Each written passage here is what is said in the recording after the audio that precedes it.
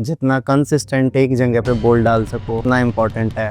Test cricket में आपको patience की ज़रूरत होती है। पिछला रणजी ट्रॉफी का सीज़न था, आपने 289 ओवर गेंदबाजी की थी और इस सीज़न आपने 217 ओवर गेंदबाजी की। इतना स्टेमिना कैसे, आप इतनी लंबी गेंदबाजी कैसे कर पाते हैं? मैं अपने कैप्टन से बस यही बोलता था कि भाई मैं जब तक विकेट ना लूँ मुझे बोलना मत, मैं रुकूंगा नहीं। ट्रेंट बोल्ट को बहुत देखता हूँ, मतलब पिछले 4-5 सालों से उसकी जो एनर्जी रहती है। तो मोहित जांगड़ा किस पेस पर ऑपरेट करते हैं? दूसरी कंट्री से मुझे फोन आया है कि आप हमारे लिए यहाँ क्लब क्रिकेट खेलनी है। सैयद मुश्ताक अली ट्रॉफी का सबसे ज़्यादा देखा जाने वाला मैच था क्योंकि सबसे बड़ी टीम सामने थी। उस टीम के खिलाफ आपने इतना ज़बरदस्त प्रदर्शन किया। उस मैच के बारे में पहले तो मुझे बताओ। एक डिफेंडिंग चैंपियन टीम और दूसरी उभरती हुई टीम, सामने वाली यंग टीम है तो इसको क्या नाम है, डोमिनेट करते हैं।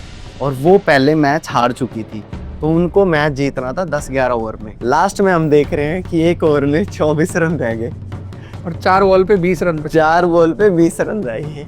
तो उसके बाद फिर छक्का लग गया, फिर 2 बॉल पे 14 रन रह गए। कभी ये मत सोचना कि पहले हम मैच जीत के या पहले मैच हार गए, जब तक हम उस ग्राउंड से बाहर ना चले जाएं। मैं बॉल डालने के बाद मैं अपना सामने फील्डिंग करूँगा, मुझे सामने फील्डिंग करना अच्छा लगता है। पीके पॉन्टिंग सर थे तो वो तो ऐसे ट्रीट करते थे कि मैं टीम का मेन प्लेयर हूँ। फिर मेरा अंडर 19 में सिलेक्शन हुआ, वो सीज़न में पूरा खेला। फिर जोनल ट्रॉफी, चैलेंजर तक में खेला। वर्ल्ड कप में मेरा नाम नहीं आ पाया। मेरा एनसीए कैंप चल रहा था तो उसका 15 दिन हुए थे एनसीए कैंप के। मेरा छोटा भाई की बाइक एक्सीडेंट से एक्सपायर हो गया था, मुझे वापस 1 दिन के लिए छुट्टी लेके आना पड़ा। फिर मैं नेक्स्ट डे ही वापस गया, मैंने वापस से कैंप ज्वाइन किया। मुझे अपने छोटे भाई के लिए एटलीस्ट कि कुछ ना कुछ करना है। तो वहाँ से फिर 19 इंडिया के लिए सिलेक्शन हुआ। प्रीफर लिया मैंने पहले मैच में। टेस्ट मैं और अर्जुन दोनों खेल रहे थे तो मैंने 5 लिया। तो फिर वो मेरा डेडिकेट मैंने अपने छोटे भाई को ही किया। वो इंटरव्यू आज भी इंडियन क्रिकेट टीम पेज पे है। क्या टीम थी 2018 की, मतलब एक एक लड़के का आप नाम लो। सारे प्लेयर ज़्यादातर इंडिया खेल गए हैं और नहीं भी खेले जो उनके बारे में डिस्कशन इंडियन क्रिकेट में काफ़ी रहा है। पृथ्वी शो से भी मिलता हूँ तो वही सेम रिएक्शन रहता है जो पहले था। इंडिया बहुत ज़्यादा मिस कर रही थी उस प्लेयर को जो गेंदबाजी कर सके और 8 नंबर बैटिंग कर सके। क्या मैं ये समझूं कि अब जो भी यंगस्टर्स आ रहे हैं उनकी प्रायोरिटी डोमेस्टिक क्रिकेट से आईपीएल बन रहा है? बिकॉज बीसीसीआई और सेलेक्टर्स प्लेयर सिर्फ आईपीएल से सेलेक्ट करते हैं, ना कि डोमेस्टिक क्रिकेट से। बिकॉज अगर डोमेस्टिक क्रिकेट सिलेक्शन का पैमाना होता तो 62 विकेट लेने के बाद और 700 रन बनाने के बाद आप जरूर कम से कम दिलीप ट्रॉफी की टीम में होते। कपिल देव के बाद से fast bowling allrounder Indian cricket में खोज रही है। मनोज प्रभाकर से लेकर नीतीश कुमार रेड्डी तक दर्जनों ऑलराउंडर इंडिया के लिए खेले, लेकिन वो खोज अभी भी अधूरी है। हार्दिक पांड्या पर आकर के वो खोज कुछ हद तक के लिए रुकी थी, लेकिन उनके टेस्ट क्रिकेट ना खेलने की वजह से इंडियन टेस्ट टीम में वो जगह अभी भी खाली है। इंडिया ने ऑस्ट्रेलिया के खिलाफ बॉर्डर गावस्कर ट्रॉफी में जिस पर्टिकुलर प्लेयर को सबसे ज्यादा मिस किया वो था फास्ट बॉलिंग ऑलराउंडर जो 8 नंबर बल्लेबाजी कर सके, साथ में गेंदबाजी में विकेट चटका सके। और अगर आप डोमेस्टिक क्रिकेट में देखेंगे कि कौन से वो प्लेयर हैं जो इस पर्टिकुलर रोल को फुलफिल कर सकते हैं, तो उसमें से एक नाम निकल करके आता है मोहित जांगड़ा, जो लेफ्ट आर्म फास्ट बॉलर हैं, लेफ्ट हैंड बैट्समैन हैं। इंडियन क्रिकेट को एक फास्ट बॉलिंग ऑलराउंडर की जरूरत तो है ही है, साथ में टेस्ट क्रिकेट में एक लेफ्ट आर्म फास्ट बॉलर की भी जरूरत है। सो दोनों क्वालिटी मोहित के अंदर हैं और पिछले 2 साल में रणजी ट्रॉफी में उन्होंने 63 विकेट लिए, 700 के करीब रन बनाए। व्हाइट बॉल क्रिकेट कमाल की गई है। सैयद मुश्ताक अली ट्रॉफी में वो सबसे ज्यादा रन बनाने वाले खिलाड़ियों की लिस्ट में थे। इंग्लैंड जाके उन्होंने प्रीमियर डिवीजन खेली, 70 से ज्यादा विकेट लिए, 600 से ज्यादा रन बनाए। तो पिछले 2 साल में उनका प्रदर्शन बहुत कमाल का रहा है। इस वीडियो में हम मोहित से जानेंगे कि उनकी क्रिकेट कैसी जा रही है, उनकी बल्लेबाजी के बारे में, उनकी गेंदबाजी के बारे में और उनकी फील्डिंग के बारे में। वीडियो का दूसरा हिस्सा बताएगा आपको मोहित की कहानी कि उन्होंने अपनी क्रिकेट की शुरुआत कैसे की, कहां से की और किस तरह से एक बहुत साधारण परिवार से आने वाला प्लेयर इस लेवल तक पहुंचा। और ये सिर्फ एक वीडियो नहीं होने वाला, ये पूरी वीडियो सीरीज होगी। पोटेंशियली इंडिया खेलने वाले प्लेयर, अनकैप्ड इंडियन प्लेयर की ये वीडियो सीरीज हम आपके लिए लेके आ रहे हैं, जिसमें हम एक एक करके और प्लेयर्स को भी लेके आएंगे। तो ये वीडियो और वीडियो सीरीज आपको पसंद आती है तो लाइक जरूर करें, हमारे चैनल को सब्सक्राइब जरूर करें, इस वीडियो के बारे में अपना फीडबैक जरूर दें। चलिए शुरू करते हैं मोहित जांगड़ा की कहानी, मोहित की जुबानी। क्या हाल है आपके? मेरे बहुत बढ़िया हैं और थैंक्स फॉर कमिंग कि आप इंटरव्यू लेने आए। कैसी चल रही है आपकी क्रिकेट? बस बहुत बढ़िया चल रही है। अभी तो सीज़न फिनिश हुआ है तो अभी बस प्रैक्टिस और जो कमियां रही उन पे सुधार इंग्लैंड जाने से पहले।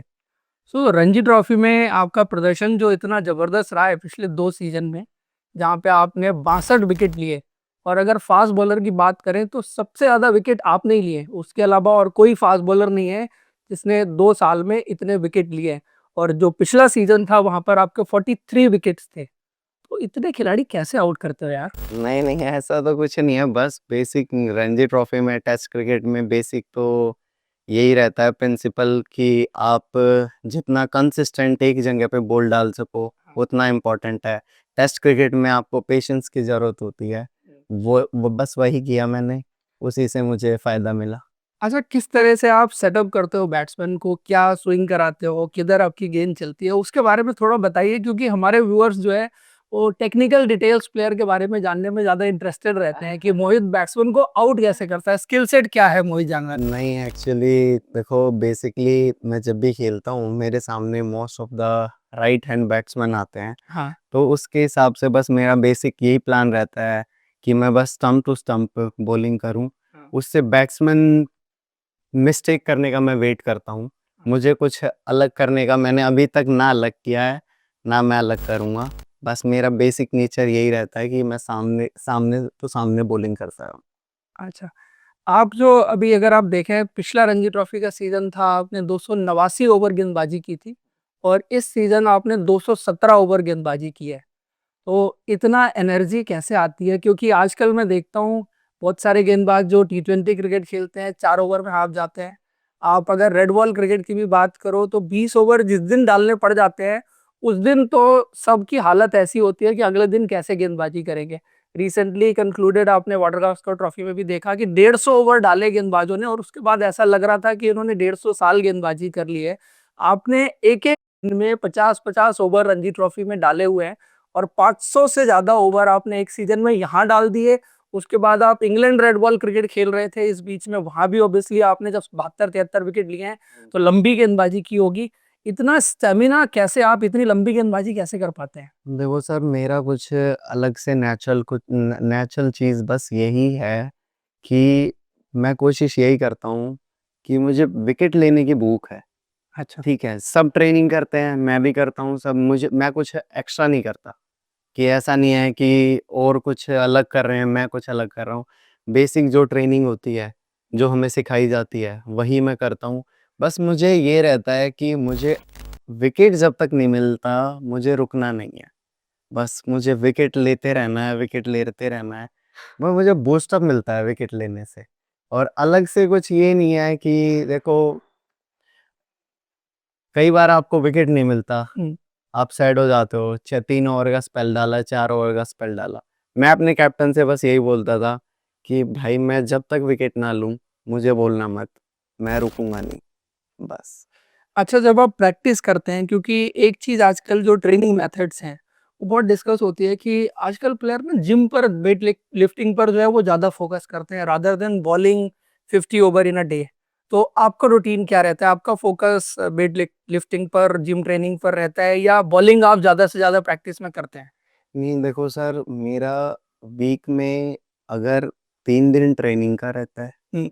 और 4 दिन बॉलिंग का। अच्छा। मतलब उसमें क्या होता है, कई बार 4 दिन ट्रेनिंग कर ली, 3 दिन बॉलिंग कर ली। अब जैसे मेरा 10 ओवर्स पर डे है, जैसे मैं 10 ओवर मुझे डालने ही डालने हैं, जिसमें कि मैं कोशिश ये करता हूँ 7 ओवर रेड बॉल हम्म। और 3 ओवर वाइट बॉल। ये अच्छा। मेरा मिक्स प्रैक्टिस का है। और मैं यही कोशिश करता हूँ कि नो बॉल नहीं डालनी, और जितनी बॉल डालूँ सोच समझ के डालूँ कि फुल लेंथ बॉल ना हो। पूरे दिन में मैं काउंट करता हूँ कि इतनी बॉल मैंने इस एरिया पे डालनी है। तो कंसिस्टेंट होना बहुत इम्पोर्टेंट है। और रही आप जिम की, हम्म। तो स्ट्रेंथ बहुत इम्पोर्टेंट है। वो भी जितना अपने लिए हाँ जितना हम बॉलिंग करते हैं हमारी मसल टूट जाती है, तो फिर उसको रिकवर करने के लिए हमारा न्यूट्रिशन हो गया, ठीक है, जिम स्ट्रेंथ होगी, ठीक है, बट कंडीशनिंग होगी, हम रनिंग करना भी बहुत इम्पोर्टेंट है, क्योंकि आजकल सब यही बात करते हैं कि लोग जिम में ज़्यादा फोकस करते हैं और ग्राउंड ट्रेनिंग पे कम।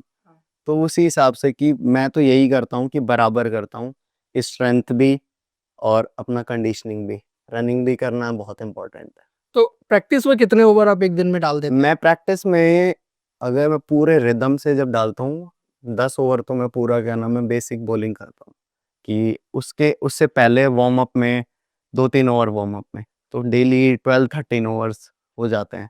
और ये नहीं है कि मूड पे डिपेंड करता है कि ये नहीं है कि 4 दिन बॉलिंग करी है मैंने 3 दिन की है, बस सेटिस्फेक्शन मिलना चाहिए। वो सेटिस्फेक्शन नहीं मिल रहा तो मैं डेली भी प्रैक्टिस करता हूँ। और ये तो अब थोड़ा-सा नॉलेज होने लगी, नहीं तो पहले तो यही होता था कि ग्राउंड पे जा रहे हैं, तो डेली बॉलिंग करनी है। सो बेसिकली ये जो है वो फिजिकल एनर्जी से ज़्यादा मेंटल एनर्जी मेंटल एनर्जी, जो आप 50-50 ओवर एक दिन में डाल जाते हैं। बस वही है।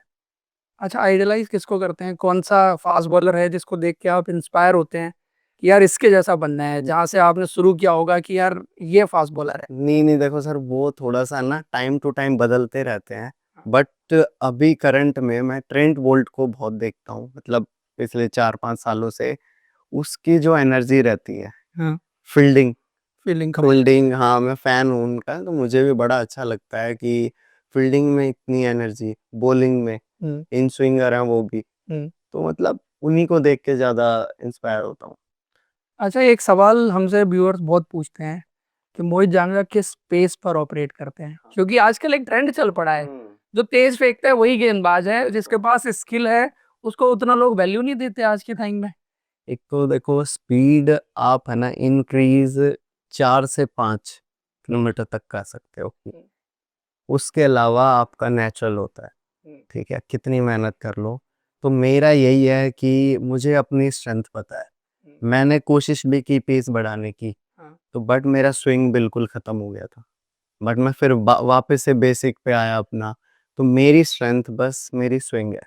उसके अलावा मैंने फिर अपना बैटिंग पे मैं पहले बिल्कुल फ़ोकस नहीं करता था। हाँ, बट मैंने देखा कि मैं 135 बॉल डाल रहा हूँ, तो उसके साथ मैं बैटिंग करूँगा, तो वो मेरा प्लस होगा।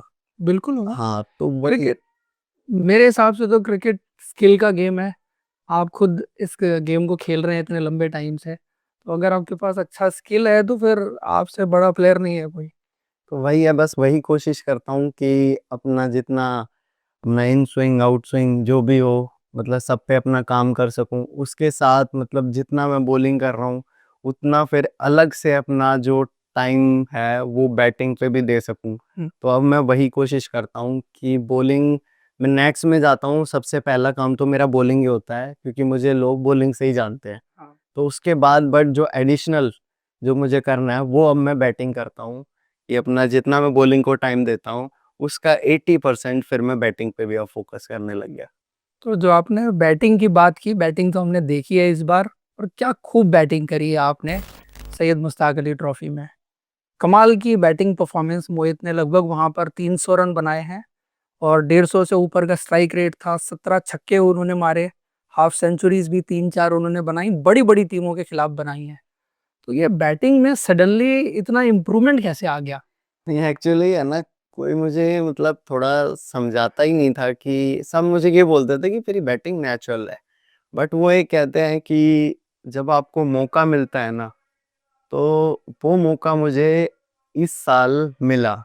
मतलब मेरी टीम के हेड कोच जो हैं, उन्होंने मुझ पे पता नहीं इतना भरोसा दिखाया। जब मैं इंग्लैंड से खेल के आया, उन्होंने मेरे से आते ही बोला कि मोहित इस बार आप अपने आप को माइंडसेट ऐसा कर लो कि आपने 3-4 नंबर बैटिंग करनी है और बैट्समैन वाली बैटिंग करनी है, उसी पे काम करना है। तो मैंने बस वही अपना माइंड में यही था कि मेरे पे कोच भरोसा कर रहा है तो आपको बैटिंग करके दिखाना है। और मैं इंग्लैंड गया, इंग्लैंड जाके वहाँ भी इतना मतलब एक अपने पे एक प्रेशर भी था कि दूसरी कंट्री से मुझे फ़ोन आया है कि आपको हमारे लिए यहाँ क्लब क्रिकेट खेलनी है।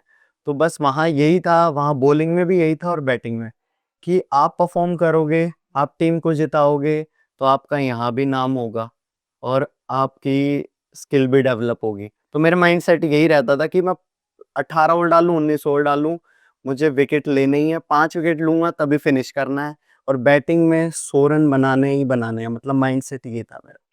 अच्छा, बैटिंग तो आपने बहुत कमाल की है, लेकिन कमाल का एक और काम किया था आपने, जो पिछली बार की सैयद मुश्ताक अली चैंपियन थी पंजाब, उसके खिलाफ आपने एक तो एक बड़ी ज़बरदस्त पारी खेली, उसके बाद उस मैच में अच्छी गेंदबाजी भी की और फिर फील्डिंग की। वो मैच मुझे लगता है कि सैयद मुश्ताक अली ट्रॉफी का सबसे ज़्यादा देखा जाने वाला मैच था, क्योंकि सबसे बड़ी टीम सामने थी। जिस तरह का आजकल मॉडर्न डे टी20 क्रिकेट का टेम्पलेट है, पंजाब उसको मैच करती है और उस टीम के 11 में से 9 प्लेयर जो है वो आईपीएल प्लेयर हैं। बिल्कुल सर। उस टीम के खिलाफ आपने इतना ज़बरदस्त प्रदर्शन किया, उस मैच के बारे में पहले तो मुझे बताओ, क्योंकि लास्ट में जो सीन हुआ था, वो बहुत रोमांचक था।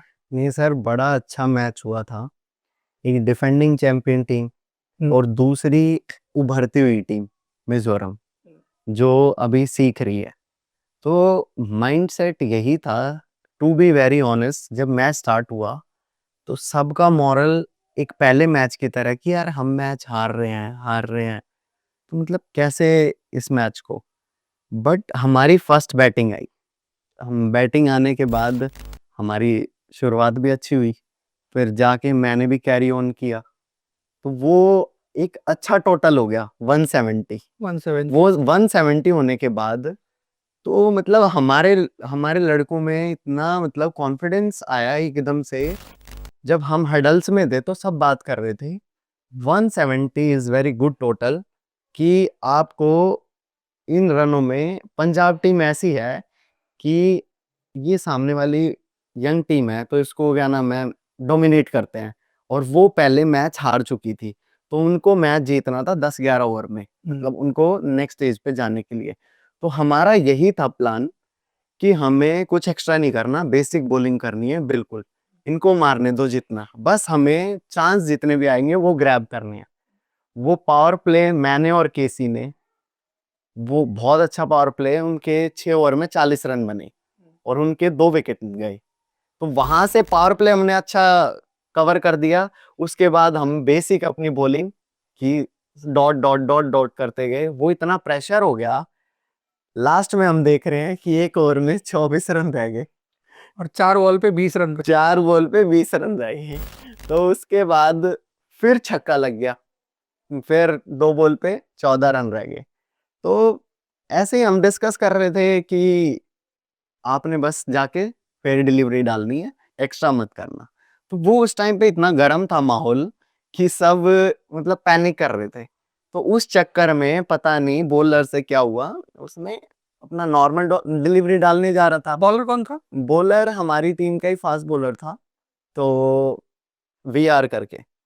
तो उसने नॉर्मल बॉल डालने गया, अब बॉल पुराना हो गया था तो रिवर्स हो गया, तो वो वाइड यॉर्कर चला गया। 2 बॉल पे 13 रन।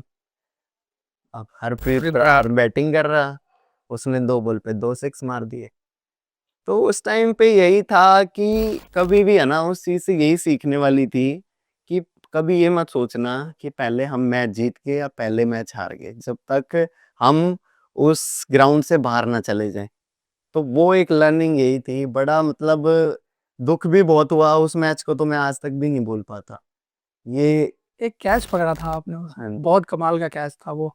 और एक नहीं, शायद 2 कैचेज आपने पकड़े थे, एक बाउंड्री लाइन पे था और एक सर्कल में था मेरे ख्याल से, अगर मैं सही हूँ। हाँ, थोड़ा सर्कल के बाहर ही था डाइव। तो थोड़ा अपनी कैचिंग के बारे में भी बताओ यार, फील्डिंग भी आप अच्छी खासी फील्डिंग करते हैं, और जो कैचिंग इस बार देखी है।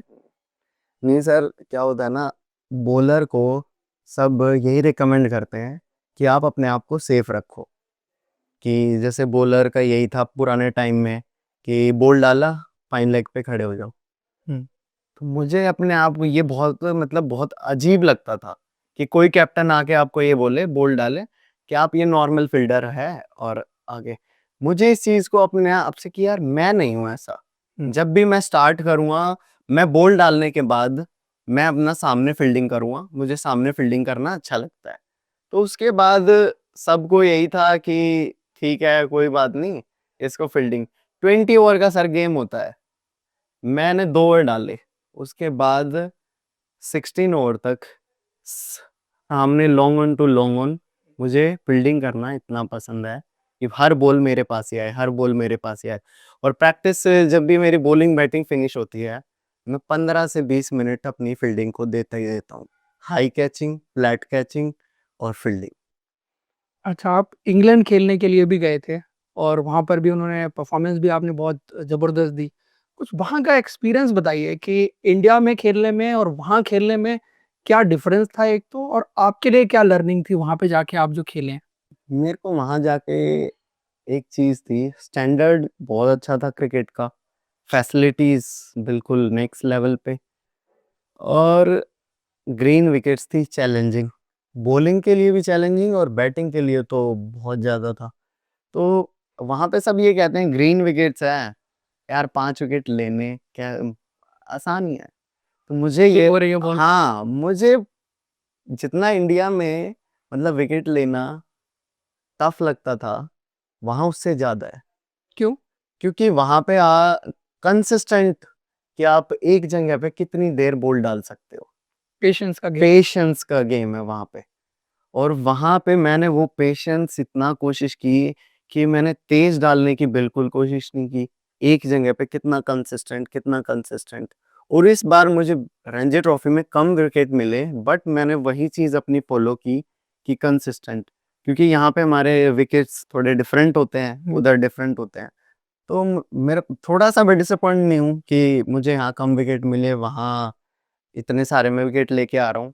तो वहाँ मेरा पेशेंस, फिर उसके बाद बैटिंग का, बैटिंग में वहाँ 100 बना दिया, तो मतलब बैटिंग वहाँ भी, और आई थिंक बैटिंग उन कंडीशंस में ज़्यादा चैलेंजिंग है। ऑन कंडीशंस में बहुत। बॉलिंग भी जैसे आप बता रहे हैं। अच्छा, एक चीज़ और बताइए मुझे कि यहाँ पर इंडिया में थोड़ा कम स्विंग होती है, वहाँ इंग्लैंड में कहते हैं ज़्यादा स्विंग होती है। हाँ, तो क्या उसको कंट्रोल करना भी मुश्किल था वहाँ पे? कंट्रोल करना मुश्किल था, बट ये है कि अब बॉल डालते डालते, और बॉल भी डिफरेंट होती है, ड्यूक्स का ड्यूक्स का और होता है। बहुत मतलब बहुत ज्यादा स्विंग करता है। अब यहाँ हम ये आइडिया लगा के डालते हैं कि हम 4th स्टंप पे फिनिश करेंगे, वो लास्ट मिडल तक आ जाएगा। हाँ। उधर ये था कि हम कम से कम 5th स्टंप पे हमने फिनिश करनी पड़ेगी अगर आप left arm seamer in swing हो।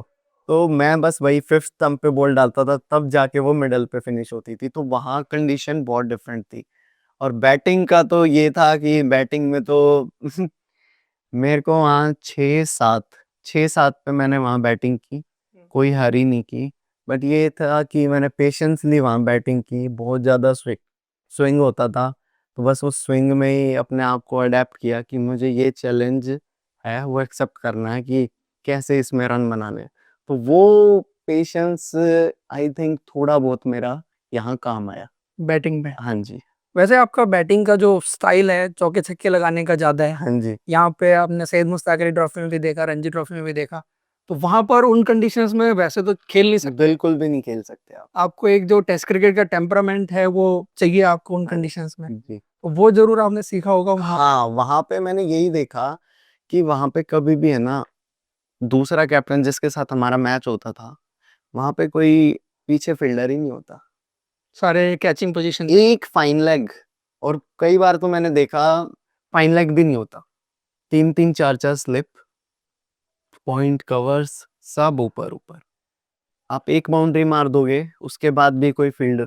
और मैंने इतना देखा वहां पे, कोई भी बॉलर वाइड बॉल डालता ही नहीं देखा, 5 रन, लेग बाय, नथिंग। वहां बिल्कुल इतना परफेक्ट बॉलर थे कि सब एक एरिया पे बॉल डालने वाले।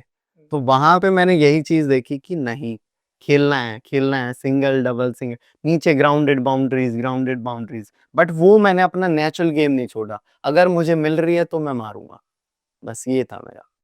आपको पता है कि जहीर खान जो पहले गेंदबाज थे, जब वो इंग्लैंड में जाके काउंटी खेले उसके बाद वो एक डिफरेंट गेंदबाज बन गए थे उसके हम्म। बाद। तो वो एक्सपीरियंस उनके लिए बहुत अच्छा रहा। होपफुली आपके लिए भी, आप इस साल भी वहां पर जाने वाले हैं। एक चीज मेरे को और पूछनी थी कि ये जो इंडिया में आप इस वाली बॉल से खेलते हैं, एसजी से खेलते हाँ हैं, जी। वहां पर ड्यूक से खेलते हैं, कितना डिफरेंस आता है वहां पर दोनों बॉल में? सर अगर हम एसजी वाला बॉल उन कंडीशंस में यूज करेंगे तो वही सेम सेम बॉल चलेगा।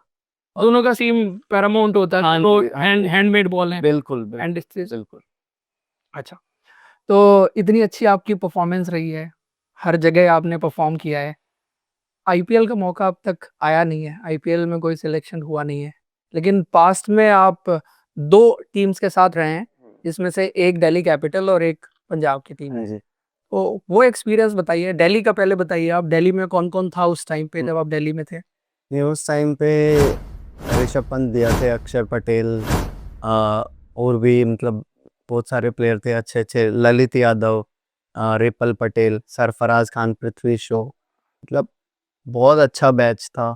बिल्कुल मुझे काफ़ी मतलब वहाँ तो मैं बिल्कुल ऐसा फील ही नहीं होता था कि मैं नेट बॉलर हूँ। सब मुझे टीम में रिकी रिकी पॉन्टिंग सर थे, तो वो तो ऐसे ट्रीट करते थे कि मैं टीम का मेन प्लेयर हूँ। नई बॉल से बॉल डालना, ऐसा नहीं था कि पुरानी बॉल से बॉल डाल रहे हो आप, कुछ भी मतलब आप पे पूरा ध्यान दिया जाता था। अजीत अगरकर सर थे जो बताते थे, तो काफ़ी अच्छा एक्सपीरियंस था मेरा इस टाइम पे तो सेलेक्टर भी हैं अभी तक, वहाँ। बट आप पे ध्यान नहीं जा रहा उनका।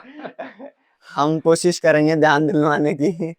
अच्छा, रिकी पॉन्टिंग ने आपसे क्या बात की, कुछ डिस्कशन हुआ, उन्होंने आपको कुछ सजेशन दिया रिकी पॉन्टिंग ने? नहीं, बस उन्होंने ये इतना ही सजेस्ट किया था कि कीप इट सिंपल, हर चीज़ को कोशिश करो सिंपल रखने की।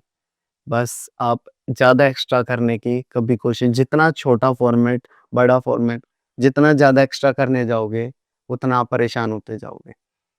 तो बस इतना से इतनी सी बात हुई थी। अच्छा, पंजाब में कौन-कौन था और वहाँ पर क्या एक्सपीरियंस रहा? पंजाब में उस टाइम पे इतना मुझे अभी थोड़ा-सा मतलब मेमोरी में मतलब इतना फ़ीड नहीं है।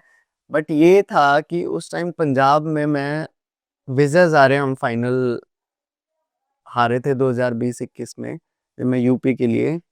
तो उस टाइम पे मेरे पास फ़ोन आया था कि आपको ऐसे-ऐसे हम नेट बॉलर के लिए देख रहे हैं, तो आप आओगे? मैं कहा बिल्कुल सर आएँगे।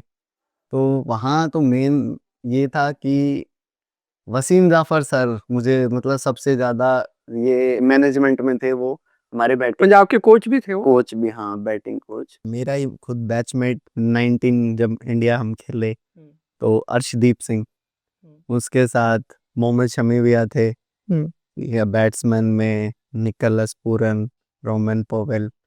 तो मतलब इन दोनों को तो बॉल डालना और साथ में मिचेल मार्श, तो इनको बॉल डालना बड़ा मतलब बहुत टफ लगता था। तो कंडीशंस में वहाँ से सीखने वाला यही था कि हर बॉल आप सोच समझ के डालो। तो उधर से थोड़ा अर्शदीप से भी बात होती थी, फिर मोहम्मद शमी भैया से भी होती थी कि भाई कैसे इन सिचुएशंस में कैसे अपने आप को काम रखें। तो यही बोलते थे कि सिंपल रखो, जैसे मैंने रिकी सर का भी बताया आपको, तो सिंपल। अर्शदीप से बात होती थी अर्श की स्लोअर वन हुँ। बाउंसर, स्लोअर वन बाउंसर, तो मतलब अच्छा एक्सपीरियंस रहा। तो वसीम जाफ़र सर थे, तो वसीम जाफ़र सर मेरे को थोड़ा फील्डिंग भी कराते थे, जॉन्टी रोड्स था, तो जो कि वो भी थोड़ी बहुत फील्डिंग कराते थे। तो मेरा यही था कि आप जैसे बता रहे थे फील्डिंग में इतना इंटरेस्ट कैसे है, तो वो फील्डिंग में इंटरेस्ट वहाँ और ज़्यादा इसलिए हुआ, इतने लोग आपको देख रहे हैं फ्रेंचाइजी के, तो बॉल डालने के बाद मैं सामने लॉन्ग ऑन पे चला जाता था, हुँ। वो छक्के मारते थे, कोई ग्राउंड के अंदर रहती थी तो कोशिश करता था भाग के कैच पकड़ा जाए, तो वहाँ से और थोड़ा-सा इंटरेस्ट आया। अच्छा, इतनी आपने क्रिकेट खेल ली है और सक्सेस भी आपको खूब मिली है, भले ही डोमेस्टिक के लेवल पर मिली हो, इंडिया अंडर 19 भी आप खेले। ये सारी कहानी शुरू कहाँ से हुई थी? कैसे आपने शुरू किया अपने क्रिकेट की जर्नी, कहाँ से खेलना शुरू किया था? देखो सर, पहले फैमिली मतलब इतना सपोर्ट था ही नहीं कि कोई क्रिकेट के बारे में कुछ होता ही नहीं था। मेरे बड़े भाई, मेरे कज़न, हुँ। हमारा यही था कि मैं तो छोटा था, स्कूल से आते थे, तो उनको बड़ा इंटरेस्ट था क्रिकेट खेलने का। हाँ, मेरे बड़े भाइयों को बड़ा इंटरेस्ट था। तो हमारे यहाँ पास में ही पार्क है ओचंदी में, तो वहाँ पे चले जाते थे। हम भाई इतने इकट्ठे हो जाते थे 4-5, तो अपना लगे रहते थे क्रिकेट खेलने, लगे रहते थे। और इस बात पे मार भी बहुत पड़ती थी। हाँ, चाचा बहुत मारते थे। तो बट ये था कि मेरे बड़े भाइयों का सपना था वैसे क्रिकेट खेलने का, कि हमें क्रिकेट खेलना, बट उनको इतना सपोर्ट नहीं मिला। उनको पढ़ाई करो बड़ा ये।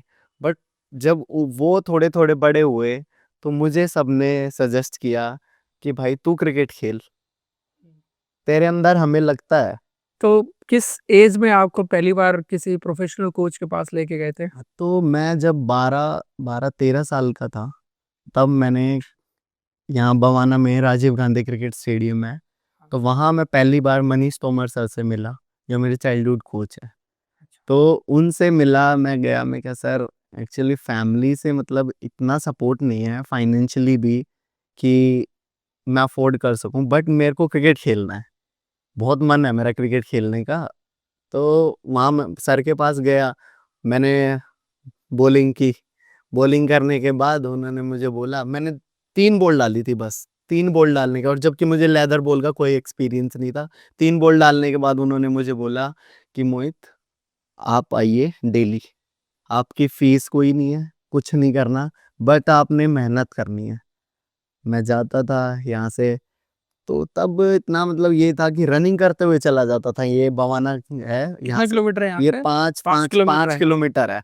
तो मैं बस का कुछ नहीं, कि उस टाइम पे ये था कि हमारी फैमिली का ऐसा था कि फैमिली का इतना हार्ट टाइट कि 2-2 पैसे कहाँ बचाने हैं, तो सपोर्ट इतना नहीं था। सब ये कहते थे क्रिकेट पैसे वालों का गेम है, हाँ। जो आजकल दिखता भी है कि बहुत इक्विपमेंट्स बहुत एक्सपेंसिव होते हैं। हाँ, तो मैं यही सोचता था कि 2 रुपए भी क्यों खराब किए, 2 रुपए लगते थे तब बवाना तक। तो मैं कहा 2 रुपए भी बचाए जाए, रनिंग करते हुए चला गया, रनिंग करते हुए आ गया, फिर वहाँ पता बहुत हमने रहता था। बचपन में बड़ी कहानियां सुनी थी और शायद हर कोई इससे रिलेट करेगा कि उनके दादा या परदादा कहानी सुनाते थे कि स्कूल जाते थे तो हम नदी तैर के जाते थे। बहुत सारी कहानियां बहुत सारी बिल्कुल बिल्कुल मिडिल क्लास फैमिली के लोगों ने सुन रखी होंगी। तो ये आज की 21वीं सदी में आप जो है वो दौड़ के जाते थे क्रिकेट खेलने के लिए, तो ये मतलब बहुत इंस्पिरेशनल चीज है जो बच्चे देख रहे हैं कि आपको मेहनत तो करनी पड़ती है और बिल्कुल आपने वो सर। मेहनत की है। तो उसके बाद फिर आगे बताएं, मनीष तोमर सर के पास गए उसके बाद? हाँ, मनीष तोमर सर ने मुझे 1-1.5 साल क्रिकेट में की टूर्नामेंट्स खिलाए, जो बेसिक एकेडमीज के टूर्नामेंट होते हैं, तो उनको खिलाते। और उसके बाद एक टूर्नामेंट हो रहा था नासिक में, अच्छा। हाँ, तो जो कि हमारे तोमर सर टीम लेके गए।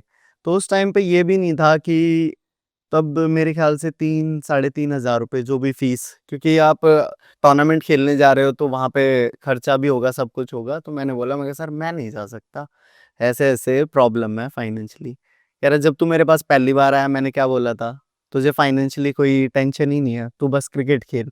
तो मैंने उनको बोला, मैं कहा ठीक है सर, मैं रेडी हूँ। मैं गया वहाँ पे नासिक, हम टूर्नामेंट खेलने गए, और मेरा वो टूर्नामेंट इतना अच्छा रहा कि मैं वहाँ बेस्ट बॉलर बना। और वहाँ पे यूपी की टीम आई हुई थी, तो वहाँ पे जिस जहाँ का मेरा बोन है, लखीमपुर खीरी का, वहाँ पे वो कोच आए हुए थे। तो उन्होंने मेरे कोच से बात की कि इस लड़के को आप एक बार भेजो यहाँ ट्रायल पे। तो मैं कहा चलो ठीक है, सर ने बोला कि भेजेंगे। तब फिर क्या नाम है, तोमर सर ने क्या नाम है मुझे यहाँ पे क्लब क्रिकेट के लिए भी सजेस्ट किया, दिल्ली में जो अपनी क्लब क्रिकेट होती है, वहाँ फिर क्या नाम है स्पोर्टिंग क्लब से मैं क्लब क्रिकेट खेल। तो आपको दिल्ली से यूपी वही कोच लेके गए थे? हाँ, क्योंकि आपने अपनी शुरुआती क्रिकेट जो है वो एज ग्रुप क्रिकेट यूपी के लिए खेली यूपी है। के लिए खेली है। हाँ, तो उन्होंने मुझे वहाँ के लिए सजेस्ट किया कि वहाँ पे जाओ आप। मैं गया ट्रायल देने गया वहाँ पे, अच्छा किया मैंने। फिर जो डिस्ट्रिक्ट के ट्रायल हुए, ट्रायल के बाद डिस्ट्रिक्ट की टीम बनी। तो वहाँ पे यही था कि करना है, बस करना है, अच्छा करना है। वहाँ पे ये जब तो मैं नेचुरल बिल्कुल बैटिंग जैसी होती है वैसी करता था, मारता था। तो उस टाइम पे बैटिंग में भी रन हुए, बॉलिंग में भी विकेट्स मिले। फिर डिस्ट्रिक्ट के बाद जोनल ट्रॉफी में हुआ, लखनऊ के साथ मैच हुआ। हमने 16 में, लखनऊ की इतनी स्ट्रांग टीम होती थी और हमारी टीम बिल्कुल नॉर्मल टीम। लखीमपुर में क्रिकेट होता ही नहीं लखनऊ और कानपुर जो है हाँ, हमेशा से स्ट्रांग टीमें रही हैं हाँ जी। तो यूपी के उनमें क्रिकेट में। 16 में हमने लखनऊ टीम को हरा दिया। तो उससे थोड़ा सा, और वहाँ पे सेलेक्टर आते ही थे डिस्ट्रिक्ट का मैच देखने, जोनल का मैच देखने। उन्होंने वहाँ से मुझे सेलेक्ट किए करके कानपुर, जो कि आप भी बता रहे थे, कमला क्लब। कमला क्लब में। वहाँ पे कम से कम 1000-1500 प्लेयर्स, तो उसका ट्रायल्स हुआ, 2-3 दिन में ट्रायल खत्म हुआ। फिर ट्रायल के बाद कम से कम 200 लड़कों की शॉर्टलिस्ट करके टीम बनाई, मैचेस खेले, फिर मैचेस में अच्छा हुआ, तब उसके बाद अंडर 16 के लिए मेरा सिलेक्शन हुआ। यूपी में सिलेक्शन इतना आसान नहीं है। मोहम्मद शमी ने एक स्टोरी बताई थी कुछ दिन पहले अपने एक इंटरव्यू में कि वो भी जब अमरोहा में रहते थे, ट्रायल देने के लिए यूपी के लिए गए थे, तो वो सिलेक्ट नहीं हुए थे। बिल्कुल।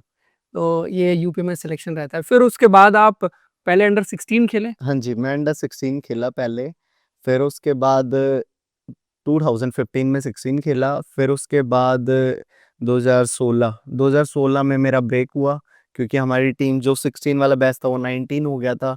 पहले ऑलरेडी 19s में अच्छे प्लेयर्स थे, हाँ। तो तब मेरा सिलेक्शन हुआ, मैंने और मेहनत की। फिर मेहनत करने के बाद फिर नेक्स्ट ईयर 2017 में फिर मेरा अंडर 19 में सिलेक्शन हुआ। वो सीज़न में पूरा खेला, उस सीज़न का मुझे बेनिफिट मिला, और वो बेनिफिट मिलने के बाद फिर जोनल ट्रॉफी, चैलेंजर तक मैं खेला। वर्ल्ड कप में मेरा नाम नहीं आ पाया, बट अंडर 19 वर्ल्ड कप 2018 की बात कर रहे हैं मोहित, और ये वो बैच है जिसमें से ज्यादातर खिलाड़ी इंडिया खेल रहे हैं।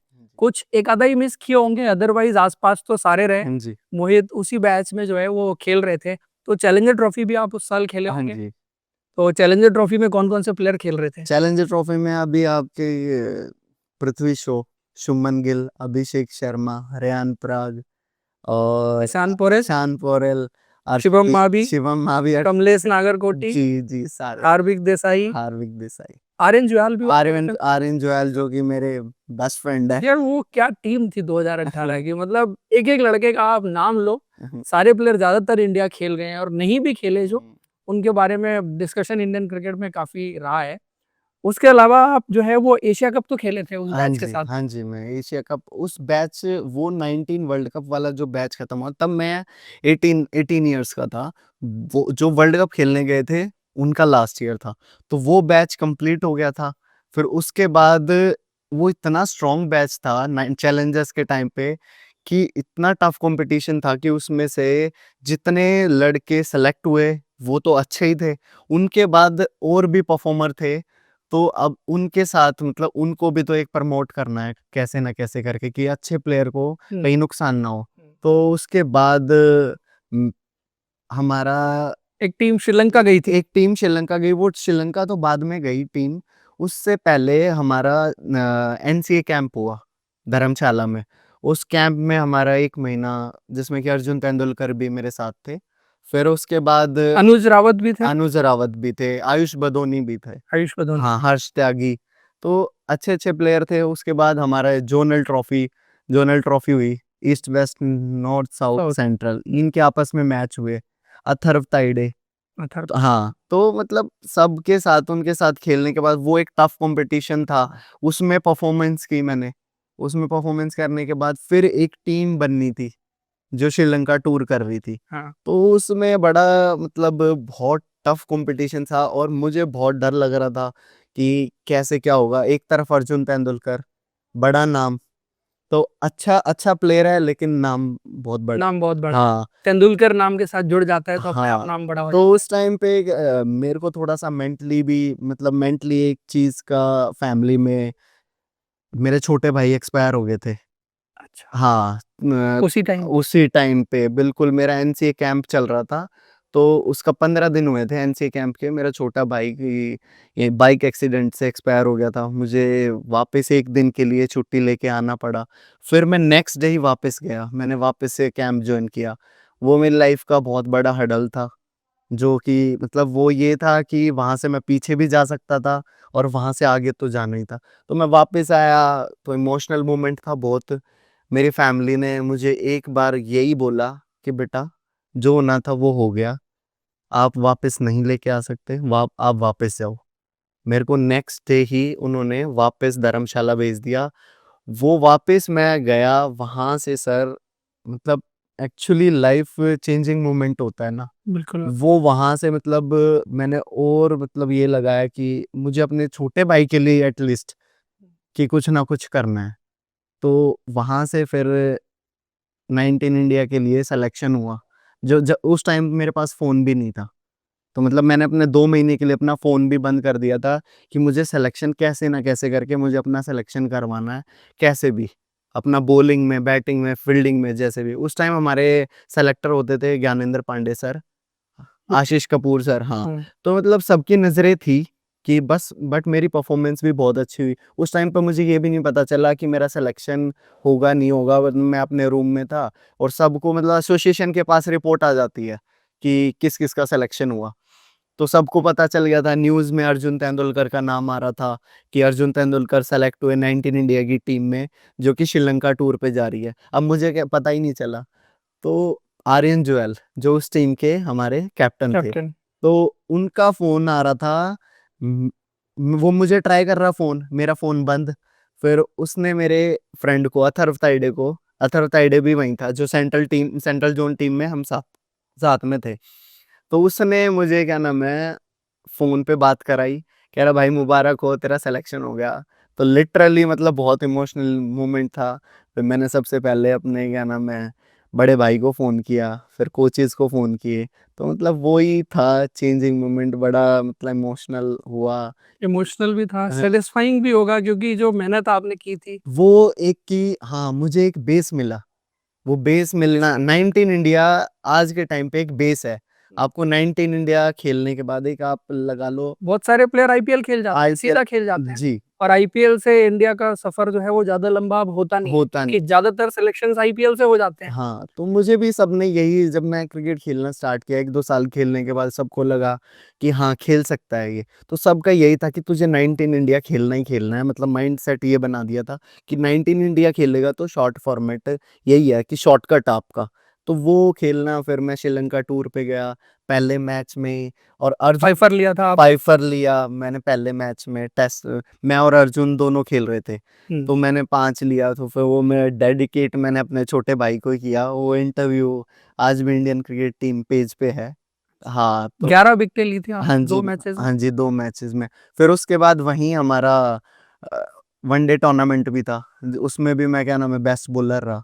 अच्छा, हाँ जी, फिर उस वनडे में कितनी विकेट ली वो थी? वनडे में मैंने 5 मैच में 9 विकेट ली थी, 9 या 8, हाँ। अच्छा, हाँ। तो ये तो आपकी वहाँ की परफ़ॉर्मेंस हुई और इतने सारे प्लेयर के साथ खेले भी हैं। हुँ। तो अभी कौन-कौन से प्लेयर आपके टच में हैं? क्योंकि सारे बड़े प्लेयर हो गए हैं अब तो, बिल्कुल, इंडिया प्लेयर हो गए हैं सारे। बिल्कुल। अभी सबसे तो ज़्यादा टच में मेरे आर्यन जोएल ही है। आरएन जुयाल यूपी के हाँ कैप्टन हैं इस जी, टाइम हाँ। पर और लखनऊ सुपर जायंट्स में भी चले गए हैं अब तो। बिल्कुल, बिल्कुल, बिल्कुल। वही मतलब सबसे ज़्यादा तो टच में मेरे वही है। बट मैं आज भी मतलब किसी भी, अब जैसे सैयद मुश्ताक में सारे बड़े प्लेयर थे। हाँ, हाँ, तो जो मेरे बैचमेट भी थे, जैसे मैं कभी पृथ्वी शॉ से भी मिलता हूँ, तो वही सेम रिएक्शन रहता है जो पहले था, वही अच्छे से बात। अभिषेक शर्मा कभी भी मिलता है, तो ये तिलक वर्मा हुआ, ठीक है? सब शुभमन गिल। शुभमन गिल से मेरा थोड़ा इंटरेक्शन बहुत कम ही रहा। मतलब शुभमन गिल एक ही मैच खेलने आया था, उस टाइम तो वो इंडिया ए में भी खेल रहे थे, जब 19 इंडिया के टाइम पे चैलेंजर्स ट्रॉफी हमारी हुई थी, एक ही मैच खेलने आया था। मतलब इतना उनके साथ नहीं, अभिषेक शर्मा के साथ रहा है काफ़ी। ज़्यादा रहा है। हाँ, बट सबसे ज़्यादा कहेंगे तो फिर आर्यन के आरएन साथ आरएन जुयाल के हाँ साथ रहा। जी। अच्छा, ये प्लेयर जो टॉप लेवल पर खेलते हैं और सडनली जो एकदम आगे भी निकल गए, ऐसा क्या डिफरेंट करते हैं जो प्लेयर बाकी, क्योंकि देखो इंडिया में खेलने वाले लाखों लोग हैं, जी, उस भीड़ से कैसे अपने आप को सेपरेट करते हैं और टॉप लेवल पे पहुँचते हैं? वो सर आपने बहुत सारे जैसे शमी के साथ भी आपका डिस्कशन हाँ जी, सईद मुश्ताक अली के टाइम में हुआ था, बिल्कुल। तो ही इज़ आल्सो चैंपियन हाँ प्लेयर। जी। वो माइंडसेट आप थोड़ा-सा बताइए कि क्या रहता है? माइंडसेट सर बहुत क्लियर रहता है कि आप जब भी बैटिंग करने जाओ, सब यही कहते हैं कि अपना पूरी परफॉर्मेंस, अपनी पूरी बैटिंग एंजॉय करना। आप बॉलिंग कर रहे हो, आपको क्या नाम है, विकेट लेना है, कैसे सिंपल, जितना मतलब जितना बड़ा प्लेयर है, वो सब एक ही बात बोलते हैं कि कीप इट सिंपल, सिंपल रखो, और जितना प्रैक्टिस करोगे, उतना परफेक्ट बनते जाओगे। तो सो जहाँ से हमने बातचीत की शुरुआत की थी, आपकी बॉलिंग भी अच्छी जा रही है, बैटिंग भी अच्छी जा रही है, फील्डिंग भी अच्छी जा रही है और इंडियन क्रिकेट में वो जगह भी खाली है। जी, ऑस्ट्रेलिया में हम लोग जो एनालिसिस करते हैं, बात करते हैं, इंडिया बहुत ज़्यादा मिस कर रही थी उस प्लेयर को जो गेंदबाजी कर सके और 8 नंबर बैटिंग कर सके। तो आप कैसे देखते हैं अपने आप को अगले आने वाले कुछ साल में? आपकी तैयारियाँ कैसे रहने वाली हैं और क्या आपके फ्यूचर गोल्स हैं? बस यही है फ्यूचर गोल्स तो, कि अभी जितना मैं प्रेजेंट में हूँ, आगे का तो सोचना ही है कि अब सबसे मेन सबका टारगेट यही है आईपीएल। ठीक है, अब आईपीएल आप खेल रहे हो तो और ज़्यादा हाईलाइट हो रहे हो, बिल्कुल। क्योंकि अभी मेरे लिए तो सबसे पहले यही है कि जितना मैं डोमेस्टिक में अच्छी परफॉर्मेंस करूँगा, तो मुझे कहीं ना कहीं कंसिडर आईपीएल में हो। आईपीएल में होने के बाद मैं वहाँ अच्छी परफॉर्मेंस करूँगा, तो मेरा इंडियन टीम में जाने का रास्ता वही है। तो क्या मैं ये समझूं कि अब जो भी यंगस्टर्स आ रहे हैं उनकी प्रायोरिटी डोमेस्टिक क्रिकेट से आईपीएल बन रहा है, बिकॉज बीसीसीआई और सेलेक्टर्स प्लेयर्स सिर्फ आईपीएल से सेलेक्ट करते हैं, ना कि डोमेस्टिक क्रिकेट से। बिकॉज अगर डोमेस्टिक क्रिकेट सिलेक्शन का पैमाना होता तो 62 विकेट लेने के बाद और 700 रन बनाने के बाद आप जरूर कम से कम दिलीप ट्रॉफी की टीम में होते। इस बार का दिलीप ट्रॉफी की टीम में भी नहीं थे आप। हाँ जी, वो तो सर मुझे कुछ भी नहीं पता वो क्या है। मतलब आई थिंक प्लेट को और एलिट को मतलब थोड़ा कम कंसिडर, एलिट को ज़्यादा कंसिडर करते हैं, प्लेट को कम। बट ये है कि अपना काम जब आपको अच्छी टीम में कहीं मौका नहीं मिल रहा, तो आपको क्रिकेट तो खेलना ही है। अब जहाँ रिक्वायरमेंट, अब ये बीसीसीआई ने ही तो रूल बनाया है कि आप प्रोफेशनल खेल सकते हो एलिट टीम में भी जाके। तो मतलब कहीं ना कहीं आई थिंक वहाँ भी कंसिडर कुछ ना कुछ तो करना चाहिए। तो अभी कुछ आपकी जो जैसे प्लेट ग्रुप में अभी खेल रहे हैं, हाँ जी। एलीट ग्रुप में खेलने का प्लान? हाँ, अभी मतलब कोशिश तो है, बट बाकी अभी तो यही है कि मुझे जितना ज़्यादा जहाँ से मौका मिलेगा मैं वहीं ग्रैब करने की कोशिश करूँगा। अब जो है हम एक गेम खेलेंगे जिसमें मैं आपको, चूंकि आप फास्ट बॉलर हैं तो फास्ट बॉलर दूंगा, 2 फास्ट बॉलर का नाम दूंगा, आप एक पिक करेंगे, फिर अगला आएगा, फिर एक ऐसे करके 5-7 फास्ट बॉलर्स के नाम जो है वो आने वाले हैं। तो पहला है साइंस अफरीदी मोहम्मद सिराज। शाहीन अफरीदी, मोहम्मद सिराज। मोहम्मद सिराज, मोहम्मद सिराज या Mohammed Shami? Mohammed Shami, Mohammed Shami Kagiso Rabada. Mohammed Shami, Mohammed Shami Pat Cummins. Mohammed Shami, Mohammed Shami या James Anderson? James Anderson, James Anderson या Dale Steyn? Dale Steyn, Dale Steyn या जसप्रीत बुमराह? बुमराह। बुमराह पे आके डिबेट खत्म हो जानी चाहिए। यस, डिपेंड खत्म। रिसेंट में तो कोई और फास्ट बॉलर है जो जसप्रीत बुमराह से बेटर हो? नहीं बुमराह नंबर 1। नंबर 1।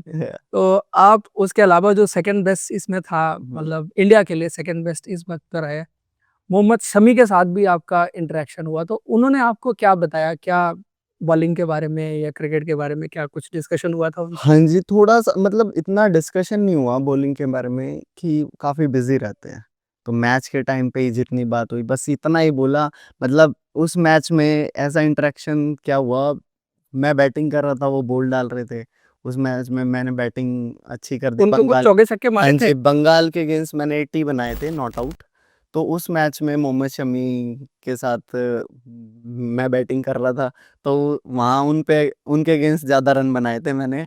तो मतलब इतना ही हुआ था, वो यही बात कर रहे थे कि भाई डोमेस्टिक में भी थोड़ा सा फेयर विकेट मिले जो थोड़ा बॉलर को सपोर्ट करे। तो बिल्कुल फ्लैट विकेट था, तो उस पे मतलब रन पड़ ही रहे थे। तो ज़्यादा मतलब यही था कि आप इस T20 के फॉर्मेट से ही पूछा था, मैं क्या क्या इंपॉर्टेंट है।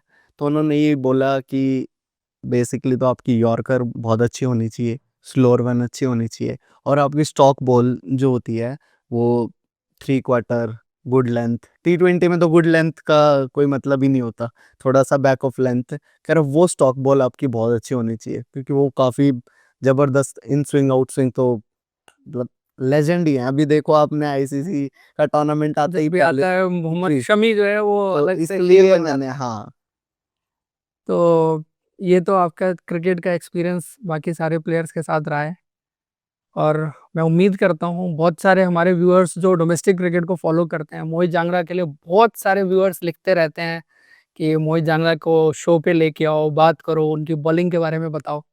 तो हमने आज मोहित जांगड़ा को अपने शो पे लेके आए, उनसे रूबरू कराया, और उनकी गेंदबाजी और उनका जो एक्सपीरियंस है, जो अभी तक उन्होंने डोमेस्टिक क्रिकेट में किया है, उनकी अचीवमेंट, वो सारी चीज़ें डिस्कस की हैं। बहुत शुक्रिया मोहित टाइम देने के लिए, क्योंकि आप बहुत बिजी रहते हैं। अभी आपको इंग्लैंड भी जाना है दोबारा से अपना प्रीमियर डिवीजन खेलने के लिए, तो आपने टाइम दिया उसके लिए बहुत थैंक यू आपका।